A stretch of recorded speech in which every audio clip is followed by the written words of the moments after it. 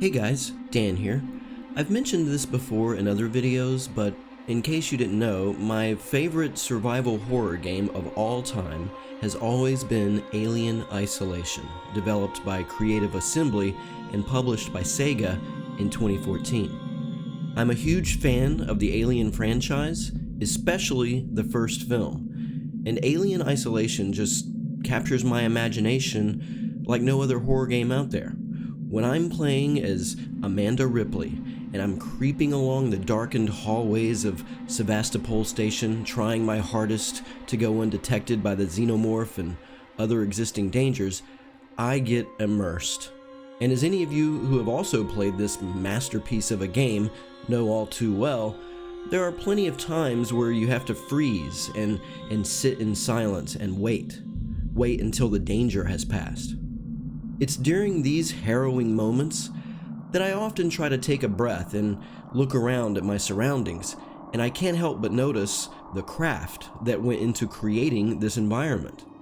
And that's why, today, in this video, I want to talk about one of my favorite aspects of Alien Isolation, and that's the art design. And you can't talk about the art design in this game without calling it what it is, because it does have a name.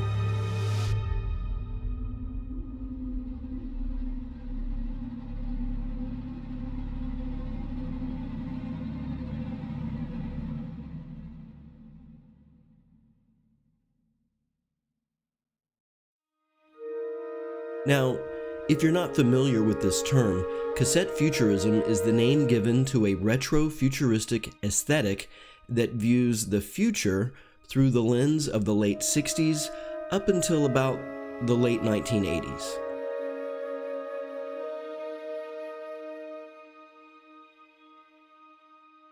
It envisions a world where advanced spacefaring technologies coexist with readily identifiable and now often nostalgic analog elements.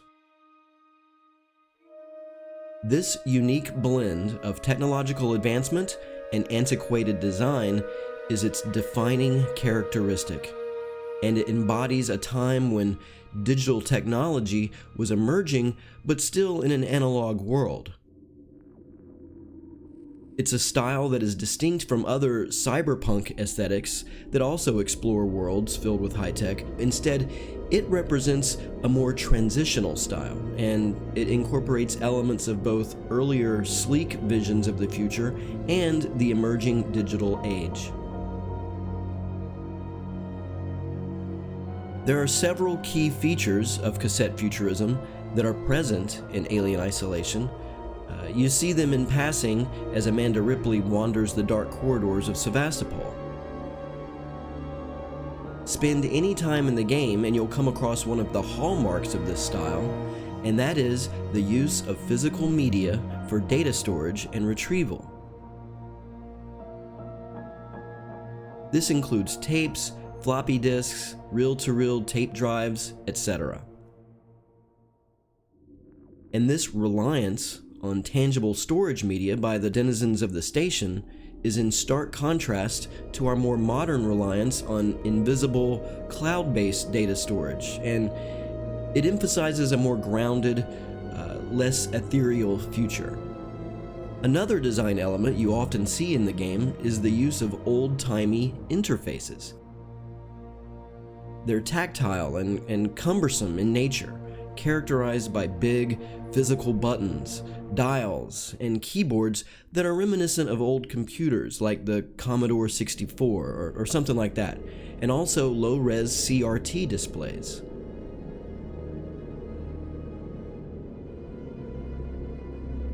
These types of interfaces force a tangible interaction with technology and require manual engagement rather than the swiping and tapping that we're used to with our present devices. You'll also notice this visual design often invokes the era of early microcomputers with their basic presentation and limited graphical capabilities. Lots of beige box cases, for instance. And displays are typically 2D with basic 3D effects and geometric textures reflecting the limitations they had at the time.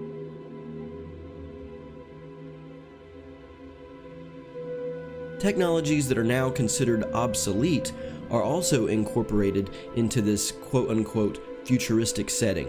Things like standalone hi-fi systems, small LCD or monochrome green CRT monitors. Those are all commonplace in the game, and it's this layering of old and new that creates a sense of technological evolution, where advancements build upon current frameworks rather than simply replacing them, you see. Also, and this is one of my favorite aspects of Cassette Futurism, the tech in Alien Isolation portrays a future that is more functional than clean or pristine. There are signs of wear and tear. These are systems that are seen as tools to be used and repaired. The operators here rely on these machines to survive, and new parts aren't always available in the stark vacuum of space where the closest outpost could be light years away. This contributes to a sense of realism and a grittiness that's particularly effective in science fiction and horror.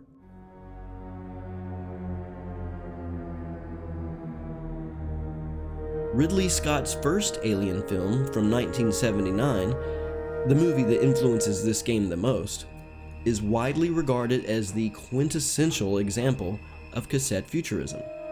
The design of the spaceship, Nostromo, perfectly encapsulates this aesthetic with its cramped industrial interior, its visible machinery, and its clunky interfaces. The film's depiction of space travel, grounded in manual controls, analog systems, and the need for skilled blue-collar workers to maintain it, are other hallmarks. In the scene where Sigourney Weaver, who plays Ellen Ripley, has to interact with Mother, we get to see an amazing showcase of these design elements all at once.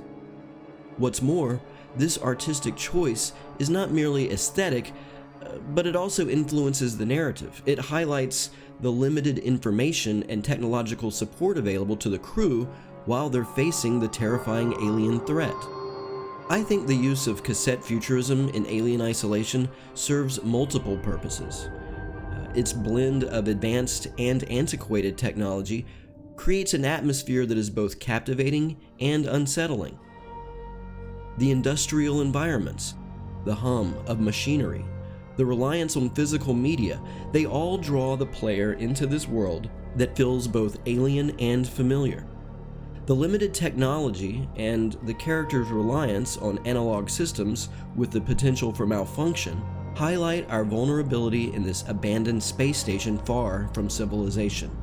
This is not a pristine example of advanced tech, but a lived-in environment full of wear and tear, suggesting a future where progress is uneven and resources are limited.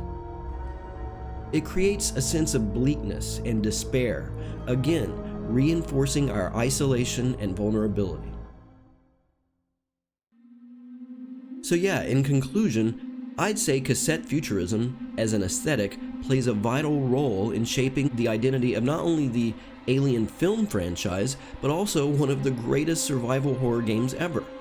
It's not simply a retro visual style, it's a design philosophy that's influenced Alien Isolation's atmosphere, its gameplay, and its impact on survival horror as a whole. By embracing this retro technological approach, it's created a unique and immersive world that continues to resonate with players today.